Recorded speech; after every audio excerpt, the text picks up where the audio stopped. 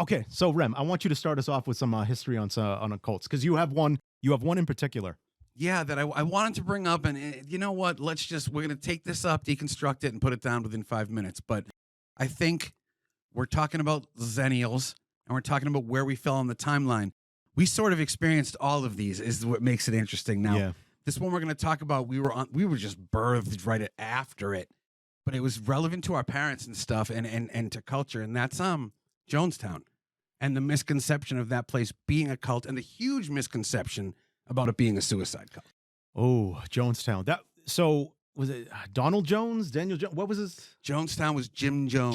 Jim Jones? Why the fuck did I No, get that? we're Jim old. Jones. You know. Yeah, and he, initially it was in, I believe, South Africa. Well, it originated in California, and then Then they moved and then they there. took it to. They basically bought hundreds of acres of land and basically created a complex and named it Jonestown. Yeah, Jonestown. but initially, the initial thing was like really was like they didn't kick out anybody of different races. Like it was initially kind of a dreamy thing for a lot of those people It was that utopia that many people look for. that they think a cult will bring. Mm-hmm. So all these people in Jonestown, they believed it. Everyone was happy, but like they weren't because people were trapped. And so things started reaching the shores, and a news company came in, and within 3 days, it went from happy people to a ton of dead people who weren't drinking any Kool-Aid willingly. Yeah, for anyone who doesn't know about Jonestown, that's where that phrase that Remy just said, drinking the Kool-Aid, that's where it comes from. And it means, drinking the Kool-Aid that had poison to kill yourself. Yes. And the 900 or something people that died at Jonestown didn't die willingly. And you can listen to the Jonestown audio of the Kool-Aid distribution, and it's one of the listen, I'm fucked up. And I listen to and watch fucked up shit. And it's one of the most chilling and disturbing things. You can hear the babies crying. They're giving the Kool-Aid to babies in needleless syringes into their mouths. But there isn't there was an image, right, of that they all held hands and drank Kool-Aid and willingly died. We will talk about a cult that willingly died. Yeah. And that's going to be a focal. So we just want to, and unfortunately, I believe that was the blueprint now. And so when anything looked like a cult post Jonestown, Mm-hmm. the American government freaked the fuck out. Yeah, and I know Remy off the air. Remy wanted to bring up Manson. I think it's important to bring up Manson in the family from the standpoint of that's the importance of a zeitgeist. Yeah. For anyone who doesn't know, zeitgeist is basically a phrase that means spirit of the times.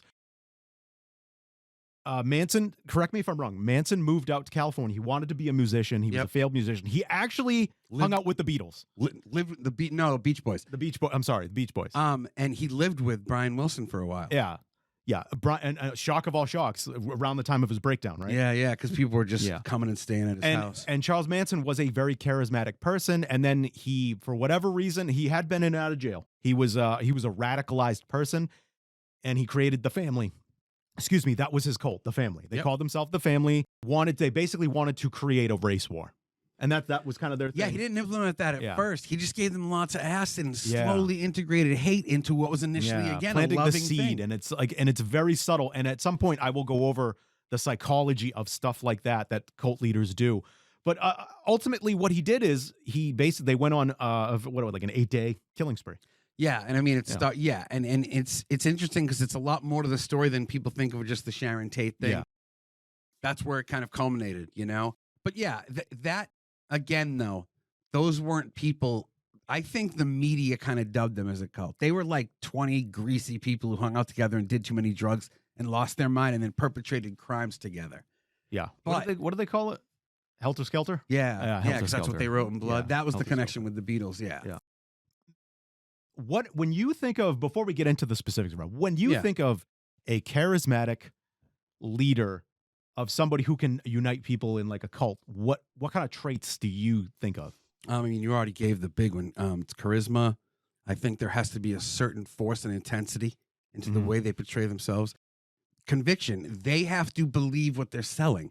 Yep. That's a huge one. And they all have. The ones we've seen all have, to their credit, except for Jim Jones. But we're leaving that. That's a different situation. But yeah, I think. And by the way, historically, for people for males, but for people who don't have that charisma, what do they tend to historically rely on? Oh, tell me. Religion. Yeah, yeah, yeah. No, Religion and plays a big part, especially if you don't have that charisma. That's why, even though, I mean, you're saying like the family isn't necessarily a cult, but that's Charles Manson was very charismatic, oh, 100%. but he didn't need yeah. religion. He didn't need Yeah, he tried religion. creating his own ultimately in a weird way. Jim Jones needed religion. Mhm.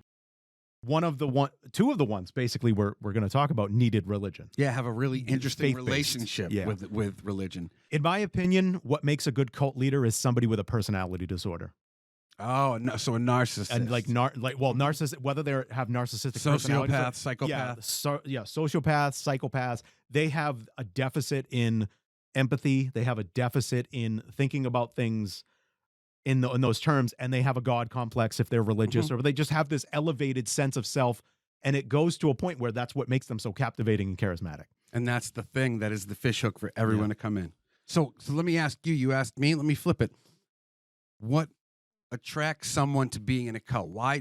Because let's talk about the psychology of it. It's not what people think. I think. No. So I want to break this down. So I actually, when I was in college, I took a social psychology class, and that social psychology class, there was a point of it where we were just talking about cults. And one thing I learned is that people that are attracted to cults tend to be people who are socially isolated. They tend to be outcasts, and they tend to be people who suffer their own mental illness. Yep. And what I want to talk about that Loneliness. is, yes, we are all social creatures.